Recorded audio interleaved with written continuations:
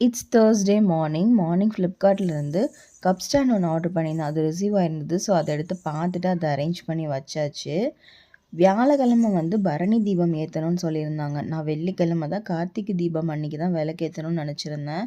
So வெள்ளிக்கிழமை விளக்கு தேய்ச்சிடலான்னு இருந்தேன். பட் வியாழக்கிழமையே ஏற்றணும்னு சொன்னதுனால வியாழக்கிழமை காலையில் எல்லாத்தையுமே எடுத்து வச்சுட்டு ஈவினிங் தான் விளக்கு விளக்குனேன்.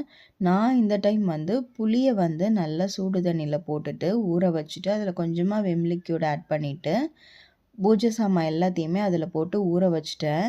ஈவினிங் தான் அதை வாஷ் பண்ணேன். நிஜமாவே ரிசல்ட் சூப்பராக இருந்தது.